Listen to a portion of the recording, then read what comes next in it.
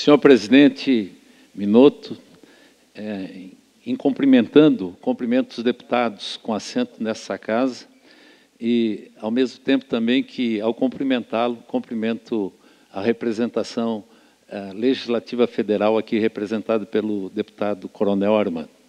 Cumprimento a senhora, hoje, representando o governo do Estado aqui, nossa amiga vice-governadora, que já nos deu a honra e o prazer de estar em Laguna durante um grande momento do lançamento da pedra fundamental do monumento de Anita e Garibaldi, quando partiram a cavalo da nossa cidade de Laguna. Prazer muito grande voltar a encontrá-la em momentos como esse, senhora vice-governadora.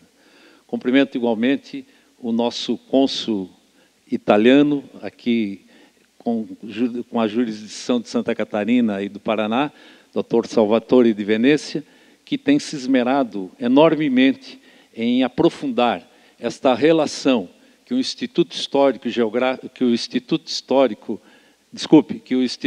Cultural Anita Garibaldi e o Museu Renzi, junto com a Associazione Nazionale Veterani e Reduti Garibaldini de Roma e outras instituições, inclusive o Ministério dos Bens Culturais da Itália, estão desenvolvendo. Foi graças ao grande estímulo do cônsul Salvatore que hoje nós podemos oferecer para a população do Brasil diversos eventos. Cumprimento igualmente os demais integrantes da mesa, o prefeito de Laguna, na pessoa de quem cumprimento os demais prefeitos aqui presentes.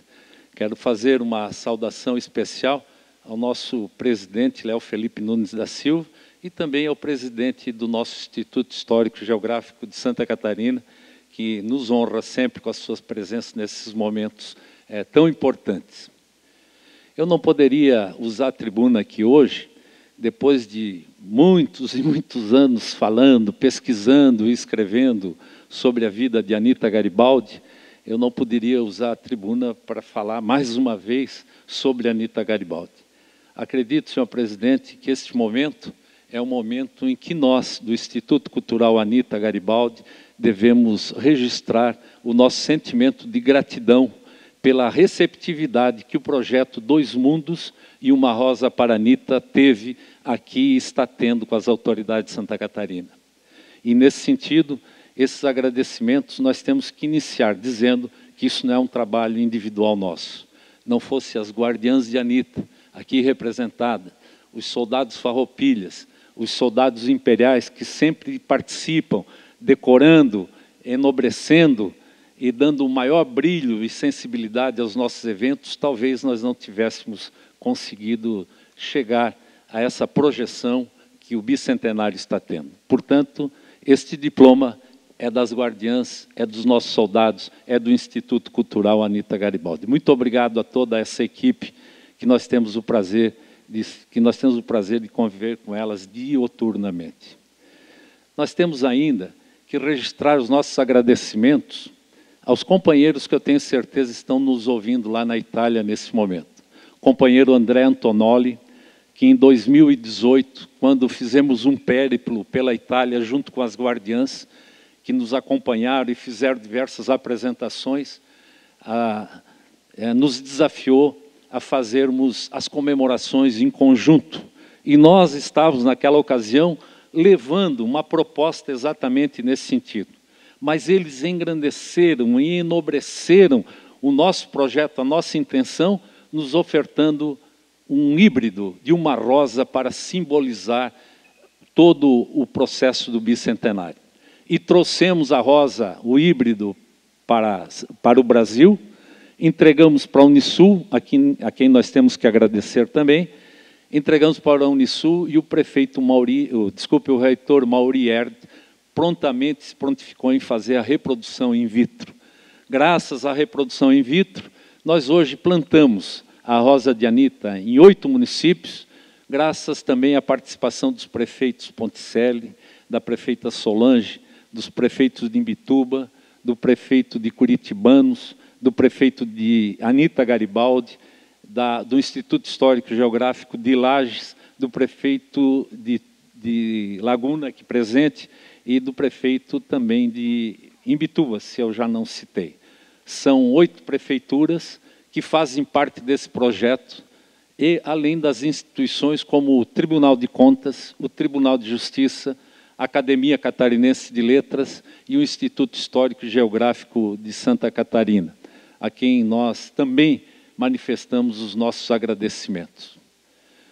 E este evento, senhor presidente, estava ansioso, desejoso de registrar num local mais público possível, e nada melhor do que esta tribuna, que é a Casa do Povo de Santa Catarina, para desabafar e dizer: muito obrigado ao povo de Santa Catarina. Os maiores eventos e a maior quantidade de eventos em comemoração a Anita Garibaldi em todo o mundo estão concentrados no estado de Santa Catarina. São mais de 160 eventos que estão acontecendo em Santa Catarina. Um número sem demérito nenhum, mas um número muito maior de eventos do que somados o Rio Grande do Sul, a Itália e o próprio Uruguai juntos. E por isso, nós temos que render a nossa homenagem, não só às instituições que estão hoje participando, que aderiram ao projeto, mas principalmente a todos os garibaldinos catarinenses que estão fazendo esta data, este bicentenário, ser inolvidável nos anais do nosso Instituto Histórico e Geográfico de Santa Catarina.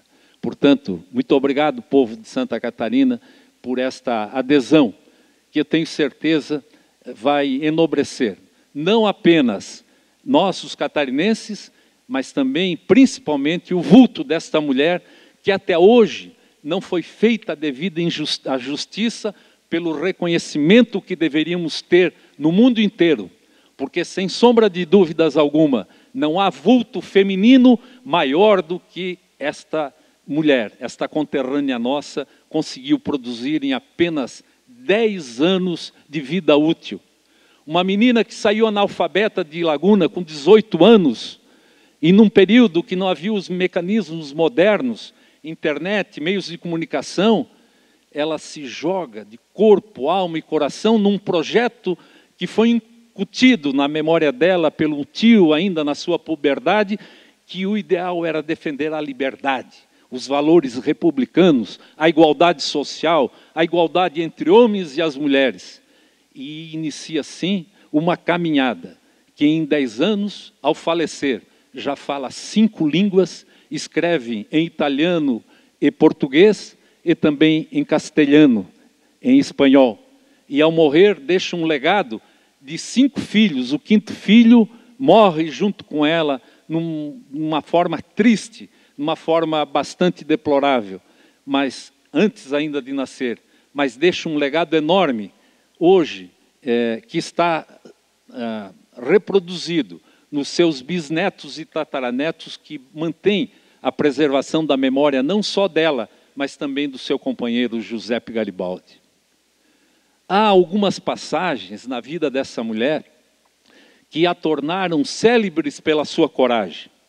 O Garibaldi é um grande estrategista, um grande idealista, e hoje reconhecido pelas academias militares de diversos países do mundo como um modelo de estrategista e de coragem nos combates e nas batalhas. Em determinado momento, nas suas memórias, quando ele escreve em versos sobre Anita, ele diz, literalmente, aquela incomparável mulher cuja coragem eu desejei que fosse, muitas vezes eu desejei que fosse minha. Acredito que somente isso basta para nós certificarmos a palavra do Garibaldi, das biografias mais reproduzidas em todo o mundo, em mais de 100 línguas, e ele registra que ela era mais corajosa do que ele, e ele sendo reconhecida pelas academias. E qual é o reconhecimento que nós temos por ela, por a sua coragem? Muito pouco ou quase nada. E não bastasse ser reconhecida pela sua coragem, nós a devíamos reconhecer como uma mãe exemplar, que não se descuidou dos seus ideais, nem nos momentos das batalhas em que ela não participava, mandava bilhetes para o seu homem e dizia: no momento da luta, não pense na tua família e não pense em nada a não ser nos ideais pelos quais nós lutamos e defendemos. uma mulher de uma coragem inigualável, mas também de uma mãe zelosa que conseguia compatibilizar os exercícios da atividade em defesa das suas ideias com a sua maternidade, com a educação dos seus filhos. E mais, há momentos épicos em que aqui no Brasil e no Uruguai, e principalmente na Itália, ela se dedicava a curar, a fazer com que os soldados feridos, os amigos e também os adversários, fossem atendidos e curados, tamanho a índole de igualdade, tamanho a índole feminina que esta grande mulher possuía. Não há registro nenhum na história da humanidade de uma mulher que tenha ajudado a organizar serviços de enfermagem que auxiliavam seus companheiros de armas e também os seus inimigos de armas.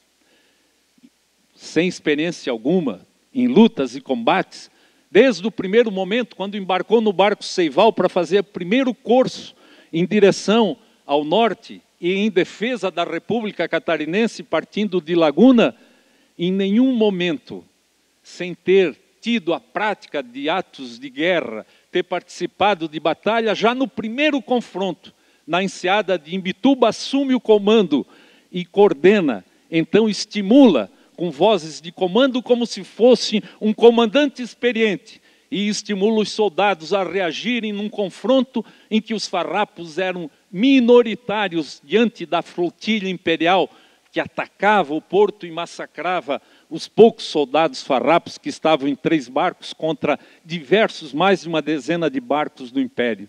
E ela, comandando como se fosse um comandante experiente, faz com que os republicanos reajam e a reação o entusiasma, mesmo depois de ter levado um tiro de canhão que a fez desmaiar e atingiu mortalmente 2 de seus companheiros.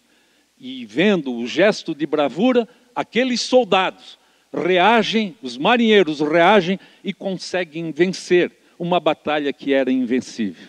São muitos os atos de heroísmo, são muitos os atos de coragem, são muitos os atos de maternidade, são muitos atos de enfermagem, mas são poucas ou quase nenhuma as mulheres que viveram e que registraram a história como Anita Garibaldi registrou. Que aqui nesta casa, senhor presidente, nós possamos dar o ponto de partida para que ela, no Brasil, pelo menos, seja reconhecido como o maior vulto feminino da história brasileira. Muito obrigado.